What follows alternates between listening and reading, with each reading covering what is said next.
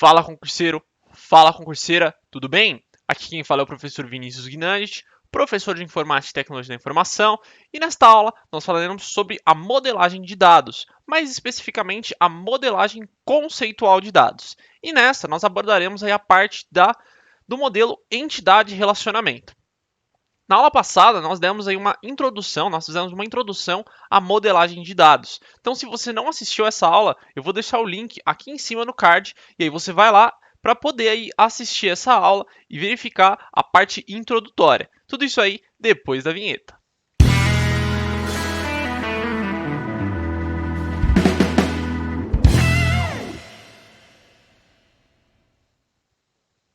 Muito bem, então, pessoal, vamos lá, vamos aí dar início hoje à nossa quarta aula de banco de dados. Bom, antes da gente começar, se você ainda não é inscrito no canal, já se inscreve, clica aí no botãozinho de gostei, que isso me ajuda muito, e compartilha esse vídeo aí com outros concurseiros e concurseiras, beleza? Bom, e aí, você está gostando dessa série de banco de dados? Se você estiver gostando, deixa um comentário aí falando que está gostando. Se você não estiver gostando e quiser que eu traga aí outros assuntos, só comentar aí também, que eu quero muito saber a sua opinião, o que você está achando dessa série, dessa nossa série aí de banco de dados. Se você estiver gostando, só comentar aí para eu saber, beleza? Bom, visto isso aí, essa parte introdutória, vamos lá, vamos começar aí de fato a nossa aula. Bom, então, banco de dados, parte número 4. Para a gente começar então, vamos abordar aí o tema de modelagem conceitual. Na modelagem conceitual, como nós vimos na aula passada, nós utilizaremos aí o MER, que é conhecido aí como modelo entidade relacionamento. O modelo entidade relacionamento, ele é composto aí por 3 itens: a entidade, a própria entidade, o relacionamento e também os atributos. As entidades são esses retângulos que nós estamos vendo aí nessa imagem, né? Então, todas as figuras que estão em retângulo são uma possível entidade. E como a gente bem viu, né, o modelo entidade de relacionamento ele tenta representar um aspecto do mundo real. Então, por exemplo, aqui é como se fosse uma loja virtual, onde nós temos vendas, nós temos produtos, nós temos grupos de produtos, nós temos formas de pagamentos, nós temos vendedores, nós temos clientes, nós temos referências. Tá? E aí tudo isso é o que busca representar aí uma entidade de relacionamento. Já o relacionamento, ele é aqui o que nós enxergamos como losangos. Tá? Então, basicamente, eles representam os verbos ações. Né? Então, tudo o que acontece aqui é representado por um relacionamento. O relacionamento é o que liga aí as entidades. Né? E, além disso, nós também temos os atributos, que é o que caracterizam tanto as entidades quanto os relacionamentos. Nós vamos ver que as entidades elas têm atributos. Né? Então, por exemplo, o cliente ele tem um nome, ele tem um CPF, ele tem um RG, né? Ele tem um cartão, e tudo isso é um atributo que caracteriza aqui o cliente. Além disso, os relacionamentos também podem ter atributos. Né? Por exemplo, essa venda, né, ela realiza aqui, né, ela é realizada aqui por um vendedor. A gente pode ter então, né, nesse relacionamento, a gente pode ter o código da venda, a gente pode ter a data que essa venda foi realizada, quem foi que realizou ela, tudo isso podem ser os atributos dessa venda, ok? Muito bem. Bom, então vamos falar aí sobre cada um deles nessa aula de hoje. O primeiro deles é a entidade. A entidade são os objetos do banco de dados, né? Algo que na próxima aula, quando nós vermos aí, nós estamos falando hoje de modelagem conceitual, depois da modelagem conceitual, nós vemos a modelagem lógica. Lógica. E depois nós vemos a modelagem física, né? Que aqui é onde encontram-se lá os comandos de banco de dados, né? Mas antes da gente chegar na modelagem física, a gente tem que passar pela modelagem lógica. E a modelagem lógica é onde a gente trabalha lá a parte de tabelas, né? Colunas, linhas, que são as tuplas, enfim. Bom, além disso, as entidades elas representam o quê? Pessoas, representam eventos, representam conceitos do mundo real. Ela é representada por retângulos, como você consegue observar aqui nessa figura abaixo. E as entidades, e aí nós temos aqui uma classificação de 2 tipos de entidades. Nós temos as entidades físicas e as entidades lógicas. As entidades físicas são aquelas que existem no mundo real. Por exemplo, aluno, produto, Já as entidades lógicas são aquelas que não existem no mundo real, por exemplo, vivendas, viagem, né? E aí nós temos os mais variados exemplos. Bom, e aí nós temos aqui uma classificação de três tipos de entidade. Nós temos as entidades do tipo forte, entidades fracas e entidades associativas. As entidades fortes são aquelas que são representadas por retângulos simples e não têm nenhuma dependência. Ela pode existir sozinha e ela possui uma chave primária. Eu só quero que você anote o que ela possui uma chave primária. Nós iremos falar isso no nosso próximo encontro, quando nós formos falar de modelagem lógica. Então, se nós observarmos aqui nessa figura abaixo, né, nós temos aqui a entidade carros.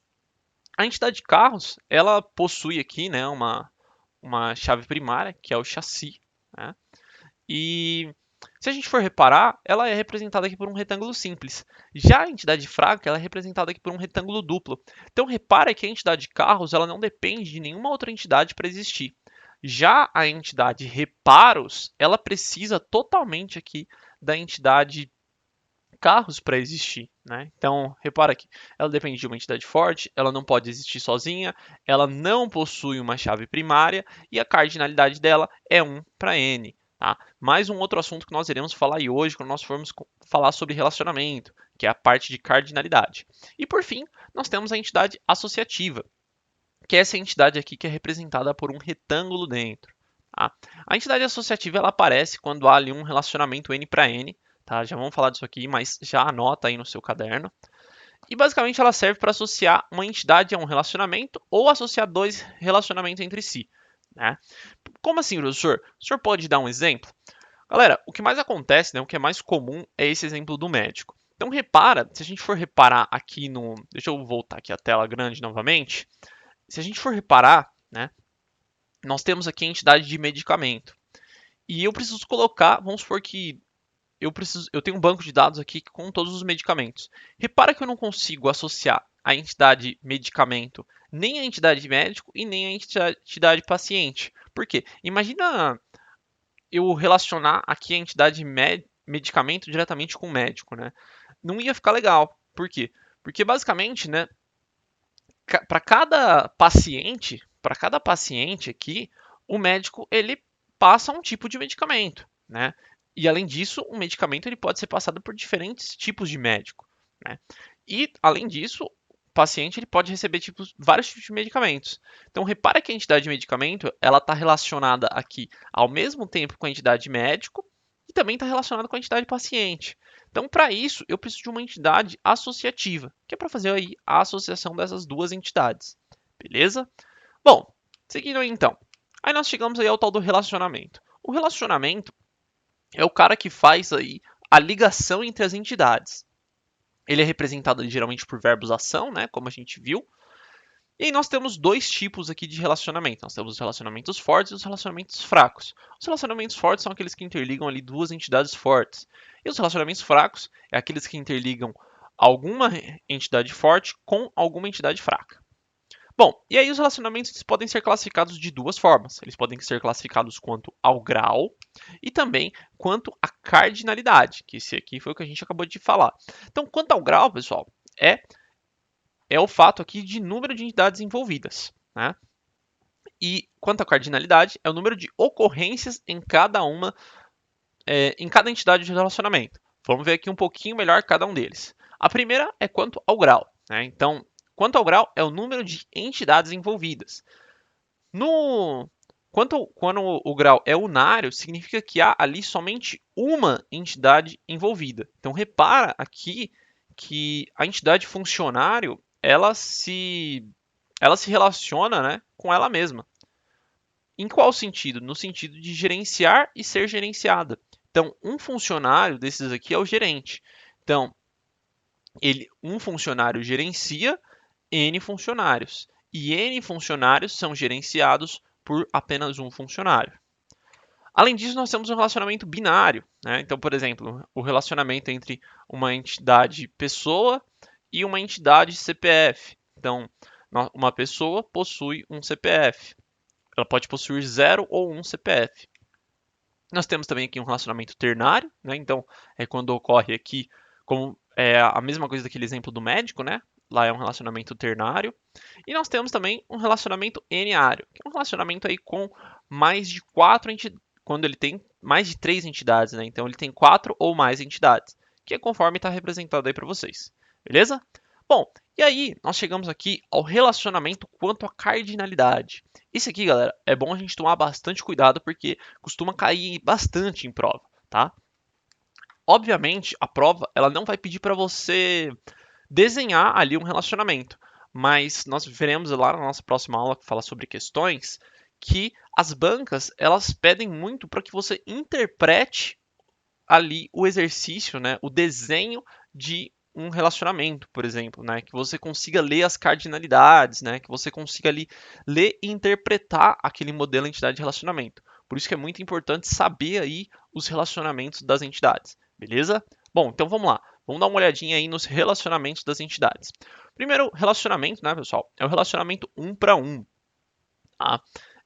Então aqui nós temos a entidade pessoa e nós temos a entidade CPF. O relacionamento 1 para 1, nós temos aqui então, né, nós temos dois números. O primeiro número, pessoal, é o que nós chamamos ele de cardinalidade mínima, tá? E o segundo número é o que a gente representa de cardinalidade máxima. A cardinalidade mínima, muitas vezes, ela é dispensada. Então, esse relacionamento aqui, ele poderia também ser escrito dessa forma aqui, 1 e 1. Tá? Eu posso dispensar aqui a cardinalidade mínima, tá? Não tem problema nenhum. Eu poderia escrever ele dessa forma. Então, uma pessoa possui 0 ou um CPF. Já um CPF, ele é possuído por um e somente uma pessoa, né? É claro, né? Se a gente for observar ali nos meios legais, né? Não estou falando aqui nada de nada falsificado nem nada, mas uma pessoa ela só pode possuir 0 ali quando ela nasce, né? Ela ainda não tem CPF, ou então ela pode possuir na vida dela no máximo um CPF, tá? Isso não funciona para RG, por quê? Porque, por exemplo, dependendo de onde a pessoa tira o RG, ela consegue tirar um RG em São Paulo, outro RG na Bahia, né? Por causa do local de emissão. Mas o CPF é sempre único, ok?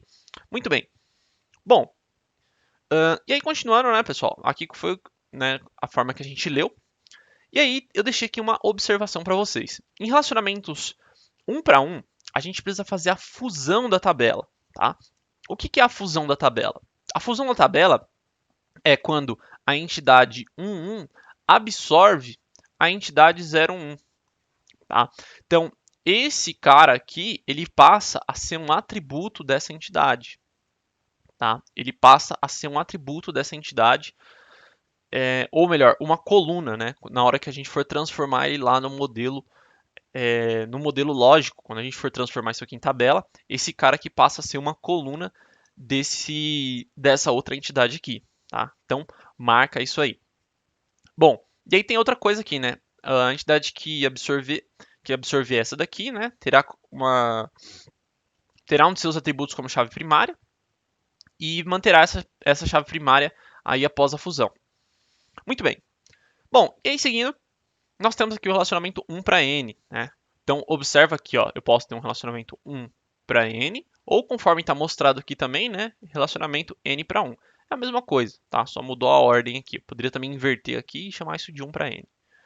Bom, no relacionamento 1 para n, né, nós temos aqui ó, que um setor ele pode lotar um ou muitos funcionários, né? E um funcionário ele pode estar lotado em um e somente um setor. Tá? Assim como o produto, né? Um produto, ele pode estar categorizado em apenas um tipo de produto e um tipo de produto pode ter N produtos colocados lá nele. Tá? Quando a gente tem um relacionamento 1 para N, é necessário aqui que a gente faça uma adição de coluna. Tá? É uma adição de coluna.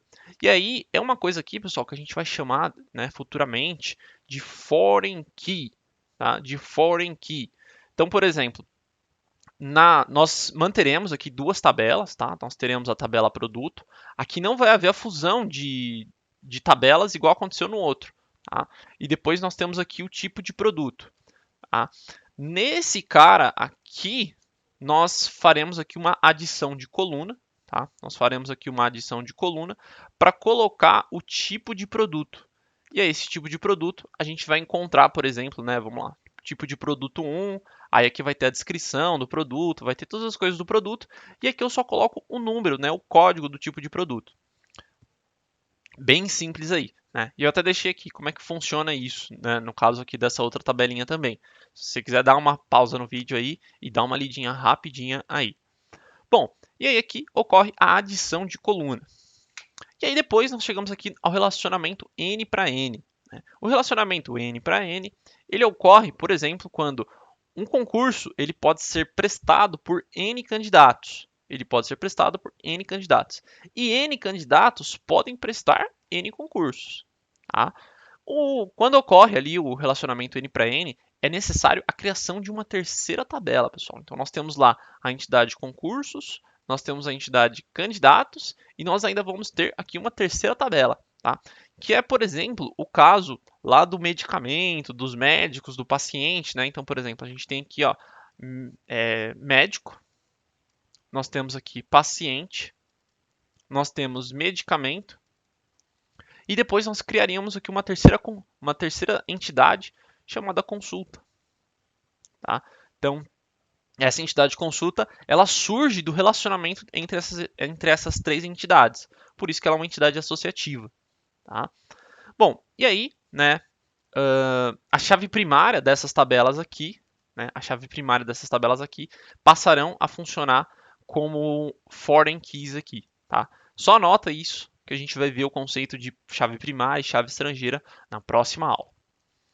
Bom, e aí, pessoal, para a gente finalizar, a gente tem que conhecer os atributos. Tá? Os atributos eles podem ser classificados diante dos seguintes contextos. Eles podem ser simples ou atômicos ou compostos. O atributo simples e atômico é aquele atributo que não pode ser dividido. Tá? Então, por exemplo, o sexo ou é masculino ou é feminino, né? Quando a gente vai fazer um cadastro normal. Agora, o atributo composto é aquele que pode ser dividido, né? Em mais de uma coluna. Por exemplo, endereço. Dentro do endereço a gente tem rua, a gente tem número, a gente tem bairro, a gente tem cidade, né? E assim vai. Além disso, ele também pode ser dividido em monovalorado e multivalorado. O monovalorado é aquele que recebe somente um valor. Né? Então, por exemplo, o sexo ele é um atributo monovalorado, que ele só vai receber um valor. Já o multivalorado, ele pode receber ali mais de um valor. Por exemplo, o telefone. Né? Então, ele pode receber lá o telefone residencial, ele pode receber o telefone comercial, ele pode receber o telefone celular, e assim vai indo. Tá?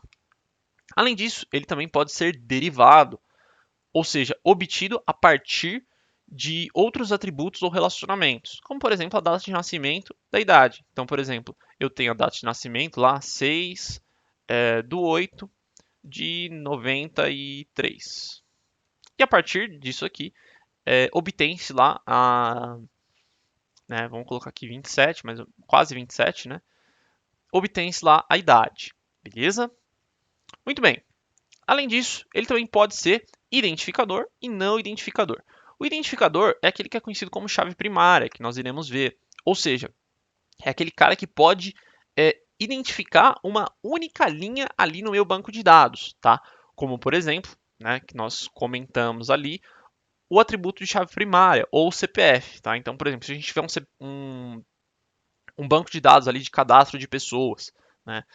Um CPF ele pode identificar uma única pessoa, tá? Ou então, por exemplo, a placa de um carro, o chassi de um carro, né? Tudo isso são atributos identificadores, tá?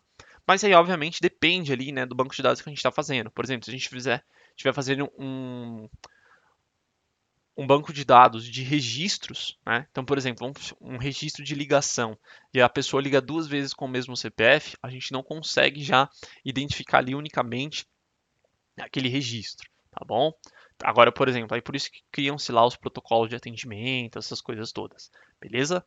Bom, e aí, continuando então, pessoal, esses atributos, tá? Por exemplo, eles podem ser monovalorados, eles podem ser simples, eles podem ser identificadores ao mesmo tempo, tá? Eles não, aqui eles podem colocar classificações juntas, tá? Não necessariamente ele vai ser só um desses, tá? Ele pode ser mais de um aqui. Então ele pode acumular aí os atributos. E aí eu deixei a forma com que esses atributos são representados, né? Quando ele é atributo comum, quando ele é um atributo chave, né? Que seria o atributo identificador. Nós temos aqui os atributos de entidades fracas, nós temos o atributo multivalorado, atributo composto, atributo derivado. Bom, então galera, Basicamente por hoje é só, né? Aguardo aí vocês no nosso próximo vídeo de 5 questões, em que nós iremos resolver 5 questões sobre o assunto de hoje, né? Agradeço aí a presença de todos vocês. Vou deixar aqui mais alguns vídeos para que vocês possam assistir. Um grande abraço a todos, bons estudos e até a próxima. Obrigado.